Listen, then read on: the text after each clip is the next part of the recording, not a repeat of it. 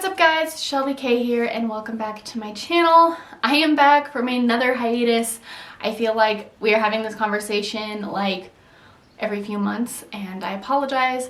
This last hiatus though, some really not great stuff happened to me. I'm sure you guys have read the title, but essentially I'm doing a little update video and I'm going to be telling my miscarriage story because that's essentially what happened to me over the last few months. So yeah, so this is going to be a very emotional video. I'm just warning you guys right now. I am most definitely going to cry.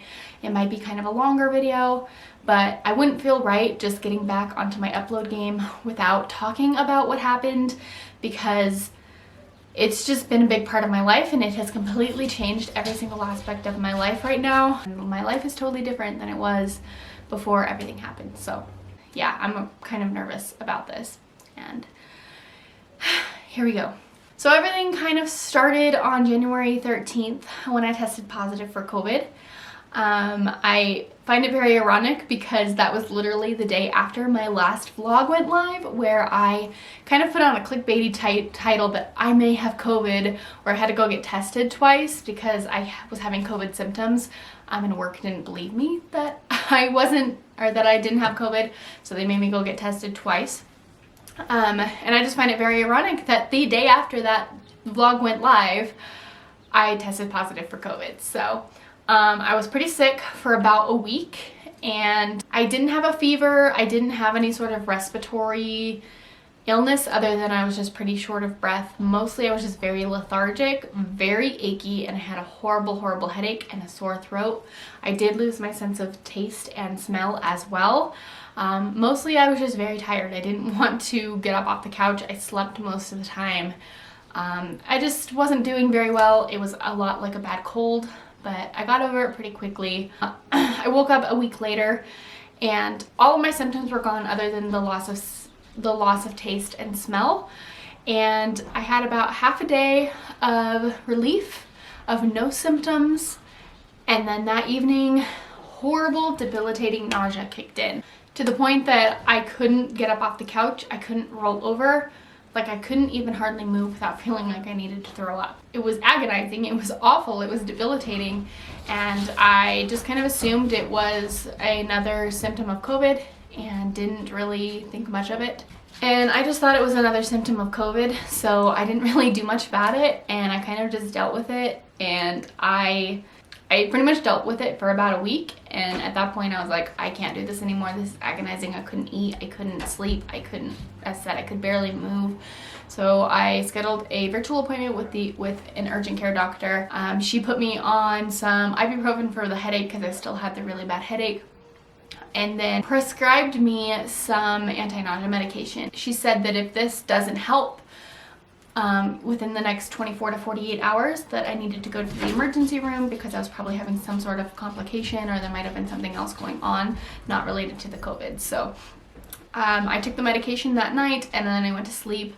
I woke up and the medication had done absolutely nothing. I was still feeling terribly nauseous, so I decided, okay, I'm gonna go to the ER. So I went to the emergency room. At this point I hadn't thrown up at all. I was just feeling extremely nauseous. And so I told that to the doctor. The doctor didn't really feel the need to do blood work or put me on fluids or anything because I wasn't throwing up at the time. So he just gave me pretty much just gave me an injection of Zofran and sent me home. Zofran worked for maybe half an hour and then the nausea just came back the same as it had been before. And then actually that evening I started throwing up and couldn't even keep down water. So I decided the next morning I was going to go back to the emergency room. So I went back, got a different doctor this time, and they put me on fluids and decided to go ahead and do some blood work. Of course, included in that blood work is a pregnancy test because I was a female that was throwing up, so it's just kind of common. So I guess I should back up a little bit and say that my period had been a little bit weird that month. I have never really had normal periods anyway, and every once in a while I will have one that just is kind of spotting for a week. Usually they're more heavy, but Every once in a while I'll have one that's just kind of like a spotting for a couple days and then it goes, you know, and then it's over. And that's kind of what had happened with me. It had been about a week late and then I just spotted for a couple days and I just assumed that was my period at that point. Or I'd also heard that COVID can kind of mess with your period, and so I just kind of thought that it was all a bunch of, you know, that it was all kind of related. So I didn't really think much of my period being weird that month. And not to mention that I had an IUD. I use an IUD as birth control, and you know, IUDs are 99.9% effective against getting pregnant. So I didn't really think much of it. But then my pregnancy test came back positive. And I was absolutely terrified, not only because my boyfriend and I had not even planned on having children anytime soon, if at all, but because getting pregnant with an IUD can also be very dangerous. It can cause what's called an ectopic pregnancy, where the egg essentially attaches outside of your uterus, so in one of your fallopian tubes, and it can cause all kinds of issues and cause emergency surgeries, and it is pretty much a very dangerous situation. And so of course I was freaking out about that, on top of just the shock of being like, what, I'm pregnant, what, I'm gonna have a baby, like wasn't ready for this, wasn't planning for this. So, you know, that was definitely a big shock to both me and my boyfriend. We were kind of like, what are we gonna do? We didn't know what we were gonna do at that point. It was very terrifying. So, you know, ER sent me home with anti-nausea medication. They pretty much had diagnosed me with hyperemesis gravidarum, which essentially is, I call it extreme morning sickness, but it's worse than that. It's not morning sickness. It's just a bad reaction to the changes going on in your body where you can't stop throwing up. A lot of times women have to go to the ER for fluid therapy. That happened to me twice. I did end up back at the ER twice for dehydration because I couldn't keep any fluids down. And sometimes it even leads to hospitalizations during pregnancy because you just can't keep anything down, and it can get really, really bad. I was on the less bad side of it, I think, from the research that I've done, but it was still pretty awful. I was still throwing up anywhere from like 4 to 12 times a day, and it was very miserable. I was very depressed during that period. But yeah, so the ER sent me home with some, you know, with Zofran, and told me to follow up with an OB. So I made my first appointment with an OB, and you know, she told me, well, you know, if you want to go through this pregnancy, we're going to have to take this IUD out. And me and my boyfriend had still not decided at that point, so I went home, we talked about it, we finally decided we were going to go through the pregnancy, and so I scheduled another appointment with the OB, and she was like, okay, I'm going to take it out, but you have to know there are risks. As I said, there are lots of risks with getting pregnant with an IUD. You know, even if you don't have an ectopic pregnancy, which mine was not, thankfully the baby was where it should have been in my uterus, it can cause a lot of other issues too. If you don't remove it, you are at a high chance of miscarriage, and even if you don't miscarry, you're at a high chance of preterm birth, low birth weights, infections, things like that. If you do take it out, you're still at risk for those things, but it's not as high. But there is a chance that when they're pulling the IUD out, it can catch on the embryonic sac and tear it and, you know, essentially cause a miscarriage. So the doctor was like, you know, I want you to understand there are risks. And I said, yes, I understand. I just think that the risks, you know, I was kind of weighing the risks. There was less risk taking the IUD out than to leave it in there. So the doctor took it out without much problems at all. The thing that kind of came up was that I had what's called a subchorionic hematoma, which is a pocket of blood in my uterus. The doctor thought that it was probably from the IUD because it was where the IUD was located. She thinks that it probably got embedded in the uterine wall with all of the extra stuff going on with creating a baby in my uterus, and created just a pocket of blood. She told me that a lot of women get subchorionic hematomas, and 9 times out of 10 they heal on their own and they don't cause any issues.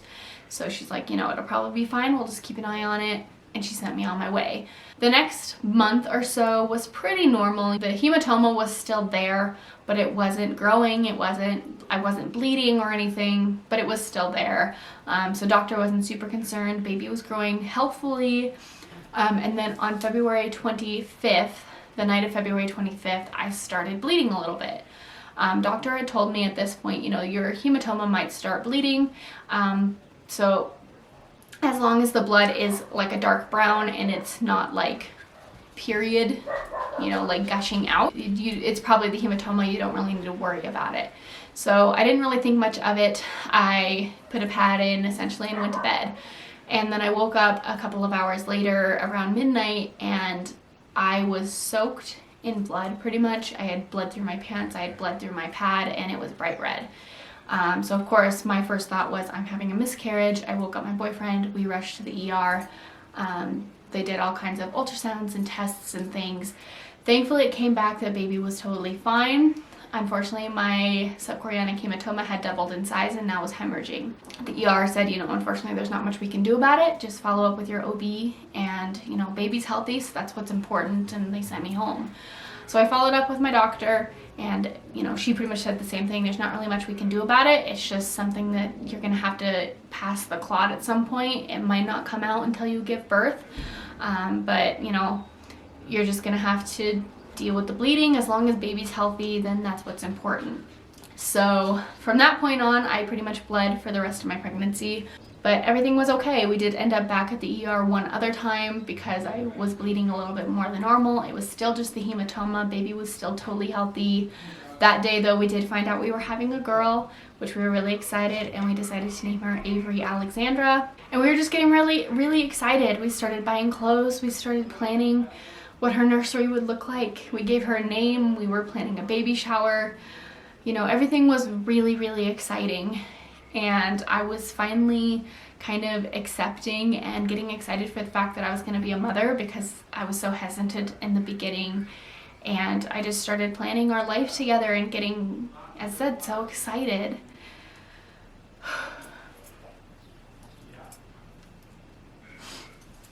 And then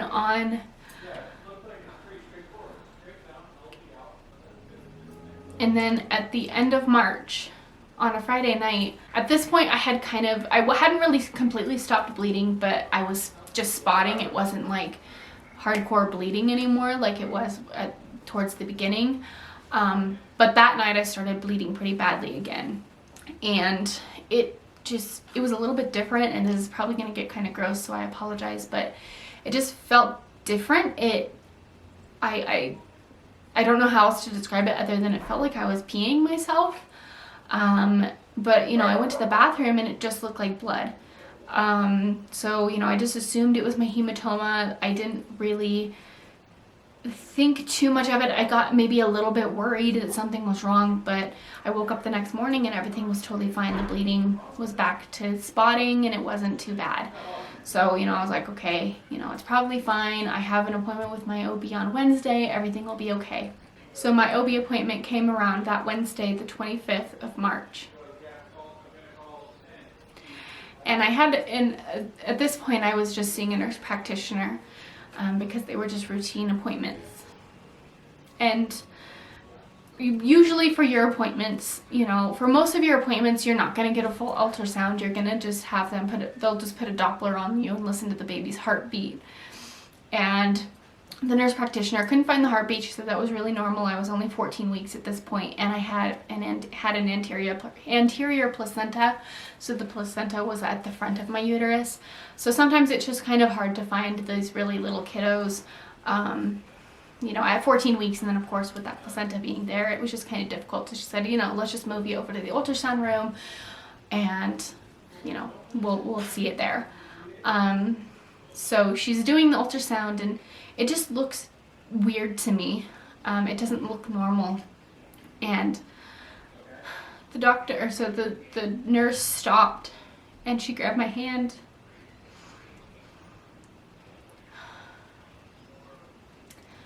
You know, and she said, you know, baby looks okay. She's got a strong heartbeat, but there's no fluid around the baby.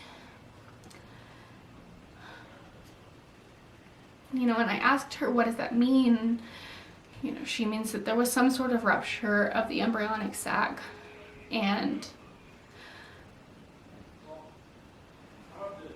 she pretty much told me that if, you know, the fluid didn't come back, then the baby wasn't gonna make it. and she told me that I needed to follow up with the actual doctor as soon as I could. So I made an appointment with the doctor the next day, and she did the ultrasound. You know, and I told her what had happened that Friday before, and she said that she thinks what had happened was that night what kind of started the bleeding, I forgot to say this, but kind of what started the bleeding is I passed some 2 really big clots. And she thinks what probably happened was one of those clots was probably attached to the fetal sac. And when it came out, it probably tore the sac and essentially broke my water. And she said the chances of it coming back were practically 0. She told me that at that point that I pretty much had 2 options. I could wait until I miscarried naturally and went into preterm labor, essentially. And she said it could be at any point, or she could induce me and I could, you know, deliver her in the hospital and be in a controlled environment. I decided to go ahead and have her induce me, just because I felt like it would have been easier on me to be in that controlled environment and not be having to deal with that at home. So, March 27th. Going into it, I had a lot of hesitation. Am I making the right decision? Should I just wait it out and hope for a miracle? But then the morning of March 27th, which was the day I was to be induced, I was supposed to go in at 7 a.m. I woke up at around 5:15 and I was having horrible cramping, essentially the beginnings of contractions. My body was going into labor. So we went to the labor and delivery, and I gave birth to my daughter at 11:28 in the morning. And of course her lungs and everything weren't developed, so she didn't live, you know, maybe more than a minute. They took her away. I didn't see her right away, but they took her away and cleaned her up, and I got to see her a few hours later. And she was so tiny. She was only a little over 6 inches long and 2.6 ounces. She was so tiny.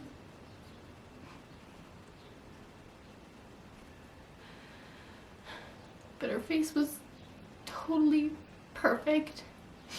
Her hands and feet looked like little tiny feet. They were perfectly formed.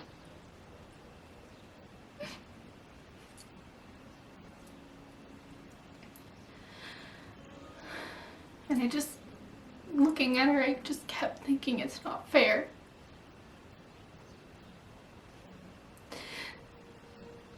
She deserved so much more. She deserved a chance at life.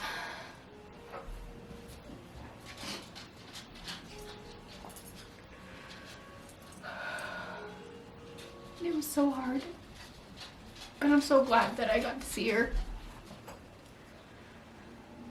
And the hospital sent us home with all kinds of mementos. You know, they got our feet prints and they took photos of her, and they sent us home with the blankets that she was wrapped in. And leaving that hospital without her was the hardest thing that I've ever had to do.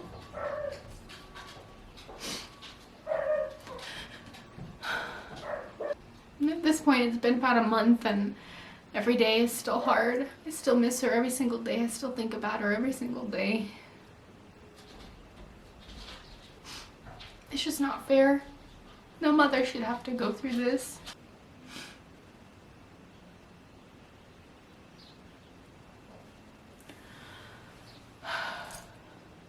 March 27th was the worst day of my life. You know, the day your child is born is supposed to be the best day of your life, and for me it was the worst.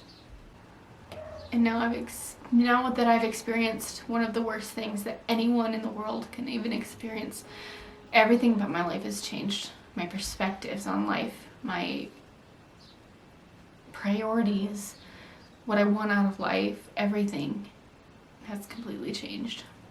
And I'm going to be dealing with this grief for the rest of my life, but it's definitely going to be a long road to feeling completely normal again and, you know, being able to talk about it without crying. I'm honestly surprised I'm this calm right now. It's probably because I've tried to film this video. This is my third attempt at trying to film this video because I've just gotten interrupted or my camera battery dies or whatever. I'm just surprised I'm not more of a mess right now, but it's still a struggle every single day. There's not a day that goes by that I don't wish that things were different and she was here with us. So that's kind of my little update. That's where I've been. I've been dealing with the grief of losing my daughter. It's just been a whirlwind of the last 5 months. I'm here. I'm on the road to recovery, and I'm surviving.